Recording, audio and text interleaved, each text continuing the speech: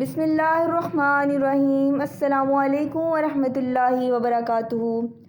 آج ہم نبی پاک صلی اللہ علیہ وآلہ وسلم کی سب سے چھوٹی بیٹی، سب سے چھوٹی پری حضرت فاطمہ الزہرا رضی اللہ تعالیٰ عنہ کے بارے میں بات کرنے جا رہے ہیں۔ یہ نبی پاک صلی اللہ علیہ وآلہ وسلم کی چوتھے نمبر کی بیٹی تھی اور سب سے چھوٹی تھی اور سب سے زیادہ لاڈلی بھی تھی، اور انہوں نے نبی پاک صلی اللہ علیہ وآلہ وسلم کی وفات کے بعد وفات پائی ہے۔ باقی تینوں بیٹیوں نے نبی پاک صلی اللہ علیہ وآلہ وسلم کی زندگی میں ہی وفات پا لی تھی۔ حضرت فاطمہ الزہرا رضی اللہ تعالیٰ عنہ جو ہیں، یہ بھی حضرت خدیجہ الکبریٰ رضی اللہ تعالیٰ عنہ کی بیٹی تھی۔ اور یہاں ہم یہ بتاتے چلیں کہ نبی پاک صلی اللہ علیہ وآلہ وسلم کے ساتھ محبت اور اہل بیت جو ان کی اولاد تھی، ان کے ساتھ محبت کرنا ہم پر فرض ہے، اور ہم نے چاروں بیٹیوں کا تعارف ہو، اور آگے چل کے ان کی اور بھی بیویوں کا بھی ہم تعارف دیں گے۔ ان کا تعارف دینے کا مقصد یہ تھا کہ آج کے دور میں ہم یونیورسٹیز لیول تک جا کر اسٹڈی ہائر ایجوکیشن تک تو چلے جاتے ہیں، لیکن ہمارے پاس اگر نالج نہیں ہے تو اسلام کا نالج ہمارے پاس موجود نہیں ہے۔ ہمیں یہ نہیں پتہ ہوتا کہ نبی صلی اللہ علیہ وآلہ وسلم کی بیٹیوں کے نام کیا ہیں، ان کی بیویوں کے نام کیا ہیں، ان کے صحابہ کرام کے نام کیا ہیں۔ یہ آج کل کی نسل میں فقدان ہوتا جا رہا ہے، تو اس وجہ سے ہم نے یہ تعارف بیان کیا ہے۔ وقت کو ضائع کیے بغیر ہم آگے چلتے ہیں اور حضرت فاطمہ الزہرا رضی اللہ تعالیٰ عنہ کے بارے میں بتاتے ہیں۔ حضرت فاطمہ الزہرا رضی اللہ تعالیٰ عنہ جو ہیں، ان کے ولادت کے بارے میں مختلف روایات ہیں۔ کچھ کہتے ہیں کہ ان کی ولادت بعثت نبی سے 5 سال قبل ہوئی تھی، جبکہ نبی پاک صلی اللہ علیہ وسلم کی عمر 35 سال تھی، اور ایک روایت کے مطابق ان کی پیدائش جو ہے نبوت سے 1 سال پہلے ہوئی تھی۔ بہرحال حضرت فاطمہ رضی اللہ تعالیٰ عنہ بچپن سے ہی نہایت متین اور تنہائی پسند تھی، کسی کھیل کود میں حصہ نہیں لیتی تھی، اور زیادہ سے زیادہ وقت جو ہے وہ گھر کے اندر گزارتی تھی اور گھر سے باہر نکلنا پسند نہیں کرتی تھی۔ اور ان کی ذہانت اور فطانت کا یہ عالم تھا کہ ان کی جو والدہ تھیں حضرت خدیجہ الکبریٰ رضی اللہ تعالیٰ عنہ، انہوں نے ان کی بہت زیادہ تربیت اچھے طریقے سے کی۔ وہ ان کی تربیت کا بہت زیادہ خیال کرتی تھی، نبی پاک صلی اللہ علیہ وسلم خود بھی بہت خیال کرتی تھی، نبی پاک صلی اللہ علیہ وسلم خود بھی بہت خیال کرتی تھی۔ ایسا ہوا کہ حضرت فاطمہ الزہرا رضی اللہ تعالیٰ عنہ حضرت خدیجہ رضی اللہ تعالیٰ عنہ کے پاس بیٹھی ہوئی تھی، اور وہ ان کو تعلیم دے رہی تھی کہ اس ننھی سی بچی نے یہ سوال کیا کہ اے میری والدہ محترمہ، اللہ رب العزت کی قدرتوں کو ہم ہر وقت دیکھتے ہیں، جبکہ اللہ تعالیٰ خود کیوں نظر نہیں آتے؟ اس سے آپ اندازہ لگا لیں کہ ان کے اللہ کے لیے اپنے دل میں اتنی محبت تھی کہ وہ اللہ تعالیٰ کو دیکھنا چاہتی تھی، جس کی وجہ سے ان کے دل میں یہ خواہش بچپن میں ہی پیدا ہوئی۔ تب حضرت خدیجہ الکبریٰ نے کہا کہ اگر میری بچی، اگر ہم اس دنیا میں اچھے کام کریں گے، اللہ تعالیٰ کے احکام پر عمل کریں گے اور قیامت کے دن اللہ کی خوشنودی کے مستحق ہوں گے، تو اللہ تعالیٰ کا دیدار ہمیں حاصل ہوگا۔ حضرت فاطمہ الزہرا رضی اللہ تعالیٰ نے اتنی سادہ مزاج تھیں کہ ایک دفعہ کسی شادی میں جانا تھا، تو حضرت خدیجہ نے ان کے لیے رضی اللہ تعالیٰ ان کے لیے کپڑے بھی منگوائے اور زیورات بھی منگوائے، لیکن جیسے ہی شادی پر جانے کا ٹائم ہوا، انہوں نے یہ سب کچھ پہننے سے انکار کر دیا اور سادہ لباس میں ہی شادی پر گئیں۔ حضرت فاطمہ الزہرا رضی اللہ تعالیٰ عنہ ابھی چھوٹی ہی تھی کہ سیدہ خدیجہ الکبریٰ رضی اللہ تعالیٰ عنہ نبی پاک صلی اللہ علیہ وسلم کی سب سے پہلی بیوی جو تھی، جو حضرت فاطمہ کی والدہ بھی تھیں، وہ وفات پا گئی۔ ان کی وفات کا بہت زیادہ غم جو تھا وہ حضرت فاطمہ رضی اللہ تعالیٰ عنہ کو پہنچا۔ حضور پاک صلی اللہ علیہ وآلہ وسلم نے حضرت فاطمہ رضی اللہ تعالیٰ عنہ کے لیے اور اپنی بیٹیوں کے لیے حضرت سودہ رضی اللہ تعالیٰ عنہ سے نکاح کر لیا، تاکہ وہ ان کے پاس ہوں گی تو ان کو دلاسا دیں گی۔ تنہائی کو اوقات میں ان کے بعد حضرت حفصہ رضی اللہ تعالیٰ عنہ، حضرت عائشہ رضی اللہ تعالیٰ عنہ بنت ابی بکر صدیق رضی اللہ تعالیٰ عنہ، حضرت اسماء بنت ابی بکر صدیق رضی اللہ تعالیٰ عنہ، اور باقی کچھ اور صحابیات جو تھی وہ آ کر بیٹھتی تھیں، ان کی دلجوئی کیا کرتی تھی۔ نبی پاک صلی اللہ علیہ وآلہ وسلم نے جب تبلیغ کا آغاز کیا تو بہت زیادہ ظلم و ستم کا بازار کفار نے گرم کر دیا، اور ہر طرح سے نبی پاک صلی اللہ علیہ وآلہ وسلم کو تکالیف دینے کی کوشش کیا کرتے تھے۔ یہ حالات بہت ہی زیادہ کٹھن تھے۔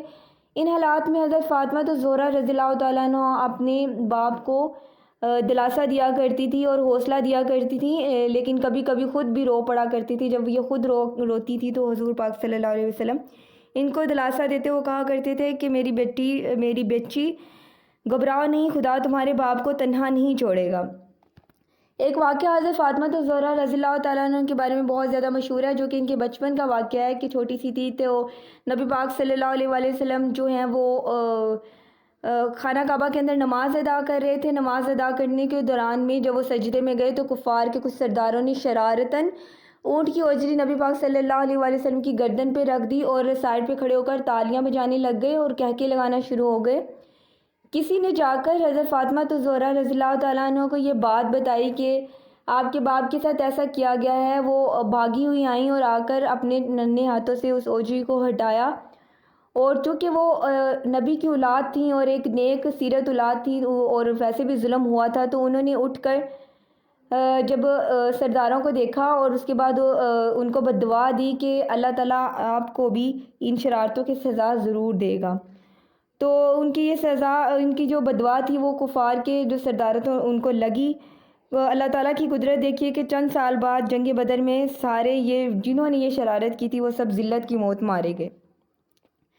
جب کفار نے بہت زیادہ ظلم کرنا شروع کر دیا اور ظلم کی انتہا ہو گئی تو اللہ رب العزت نے نبی پاک صلی اللہ علیہ وآلہ وسلم کو ہجرت کرنے کا حکم دے دیا۔ حضور صلی اللہ علیہ وآلہ وسلم نے اپنے بستر پر حضرت علی رضی اللہ تعالیٰ عنہ کو لٹا کر خود حضرت ابوبکر صدیق رضی اللہ تعالیٰ عنہ کے ساتھ ہجرت کے لیے روانہ ہوئے۔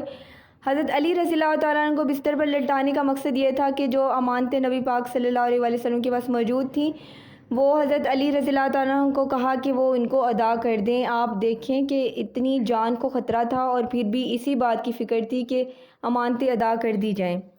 نبی پاک صلی اللہ علیہ وآلہ وسلم جب مدینہ منورہ پہنچ گئے تو کچھ دن کے بعد حضور صلی اللہ علیہ وسلم نے اپنے خاندان کو لانے کے لیے حضرت ابو رافع رضی اللہ تعالیٰ عنہما اور حضرت زید رضی اللہ تعالیٰ عنہما کو مکہ میں بھیجا۔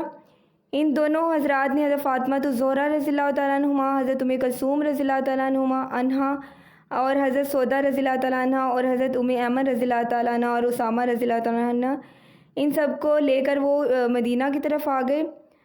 اور مدینہ میں حضرت سودا رضی اللہ تعالیٰ عنہ اور نبی پاک صلی اللہ علیہ وسلم کی بیٹیوں نے حضور پاک صلی اللہ علیہ وسلم کے ساتھ نئے گھر میں قیام پذیر ہوئے۔ جب مدینہ کی طرف ہجرت کی گئی تھی اس وقت حضرت فاطمہ الزہرا رضی اللہ تعالیٰ عنہ سن بلوغت کو پہنچ چکی تھی، یعنی کہ شادی کی عمر تھی۔ سب سے پہلے حضرت ابوبکر صدیق رضی اللہ تعالیٰ عنہما نے ان کے لیے شادی کا پیغام اللہ کے رسول صلی اللہ علیہ وسلم کو بھیجا، جس کو ہم اس طرح سے کہہ سکتے ہیں کہ رشتہ بھیجا۔ تو حضور پاک صلی اللہ علیہ وآلہ وسلم نے آگے سے جواب دیا کہ جو خدا کو حکم ہوگا، اور خاموشی اختیار کر لی۔ اس کے بعد حضرت عمر فاروق رضی اللہ تعالیٰ عنہ نے دوبارہ یہ پیغام، رشتے کا پیغام بھیجا حضرت فاطمہ کے لیے، تب بھی نبی پاک صلی اللہ علیہ وسلم نے یہی جواب دیا۔ اس کے بعد انہوں نے یہ سوچا کہ حضرت علی رضی اللہ تعالیٰ عنہ جو ہیں وہ حضور پاک صلی اللہ علیہ وآلہ وسلم کے قریب ہیں، اور یقیناً ان کے جن کے متعلق کہا جا سکتا تھا کہ نبی پاک صلی اللہ علیہ وسلم ان کو رشتہ دے سکتے ہیں، تو ان میں زیادہ تر یہی ہیں کہ حضرت علی رضی اللہ تعالیٰ عنہ ہو سکتے ہیں۔ چنانچہ کچھ صحابہ کرام نے اکٹھے ہو کر حضرت ابوبکر صدیق، حضرت عمر رضی اللہ تعالیٰ عنہ، انہوں نے اکٹھے ہو کر حضرت علی رضی اللہ تعالیٰ عنہ کو حضرت فاطمہ کے لیے رشتہ بھیجنے کو کہا۔ تو انہوں نے آگے سے اپنی فکر و فاقہ اور کو بیان کیا کہ میں کیسے بھیجوں، تو انہوں نے کہا کہ آپ بھیجیں، ہم آپ کا ساتھ دیں گے۔ ایک روایت میں یہ آتا ہے کہ ان کی لونڈی نے یہ کہا تھا کہ آپ حضرت فاطمہ رضی اللہ تعالیٰ عنہ کے لیے رشتہ کیوں نہیں بھیجتے، آپ بھیجیں۔ اور ایک روایت میں یہ آتا ہے کہ ایک جماعت جو انصار کی تھی انہوں نے حضرت علی رضی اللہ تعالیٰ عنہ کو کہا تھا کہ وہ رشتہ بھیجیں۔ بہرحال جس طرح بھی ہوا، نبی پاک صلی اللہ علیہ وسلم تک جب حضرت علی رضی اللہ تعالیٰ عنہ کا بھیجا ہوا پرپوزل پہنچا تو نبی پاک صلی اللہ علیہ وآلہ وسلم نے ان کو ہاں کر دی، اور نبی پاک صلی اللہ علیہ وسلم نے حضرت فاطمہ الزہرا رضی اللہ تعالیٰ عنہ سے اجازت مانگی کہ کیا میں تمہارا رشتہ حضرت علی رضی اللہ تعالیٰ عنہ سے کر دوں۔ اس بات سے یہ پتہ چلتا ہے کہ اسلام میں بیٹی کی شادی جو ہے اس کی اجازت کے بغیر نہیں کرنی چاہیے، چاہے وہ ان میرڈ ہو چاہے وہ ڈیورسڈ ہو، اجازت لینی ضروری ہے۔ نبی پاک صلی اللہ علیہ وآلہ وسلم نے لی تھی، اور حضرت فاطمہ رضی اللہ تعالیٰ عنہ نے آگے سے خاموشی اختیار کی تھی، اور خاموشی کسی بھی بیٹی کی رضامندی ہوتی ہے۔ اجازت کے بغیر شادی کی اجازت نہیں ہے، البتہ یہ ہے کہ بیٹیوں کو بھی اپنی لیمٹس کو کراس نہیں کرنا چاہیے۔ اس اجازت کا مطلب یہ نہیں ہوتا کہ عورت جو چاہے کرنا شروع کر دے۔ والدین اپنی اولاد کے لیے زیادہ بہتر سوچتے ہیں۔ بات کو آگے چلاتے ہیں۔ جب نبی پاک صلی اللہ علیہ وآلہ وسلم نے حضرت علی رضی اللہ تعالیٰ عنہ کا پرپوزل قبول کر لیا تو حضرت علی رضی اللہ تعالیٰ عنہ کو حضور پاک صلی اللہ علیہ وسلم نے اپنے پاس بلایا اور ان سے پوچھا کہ تمہارے پاس مہر ادا کرنے کے لیے کچھ ہے؟ حضرت علی رضی اللہ تعالیٰ نے منفی میں جواب دیا، نفی میں جواب دیا، ان کے نہ کی کہ میرے پاس نہیں ہے. تو حضور پاک صلی اللہ علیہ وسلم نے فرمایا کہ میں نے جو زیرہ تمہیں دی تھی وہی حق مہر میں دے دو. حضرت علی رضی اللہ تعالیٰ عنہ نے کہا کہ ٹھیک ہے. اس کے بعد وہ زیرہ فروخت کر کے بازار کی طرف، ظاہری سی بات ہے حضرت فاطمہ رضی اللہ تعالیٰ کو انہوں نے زیرہ تو اٹھا کے نہیں دینی تھی نا، مطلب زیرہ کے بدلے میں وہ کچھ خرید کر لاتے. انہوں نے کیا کیا کہ وہ بازار میں زیرہ لے کر گئے اور بیچنے کے لیے جب وہ جا رہے تھے تو ان کو راستے میں حضرت عثمان غنی ذو النورین رضی اللہ تعالیٰ عنہ ملے.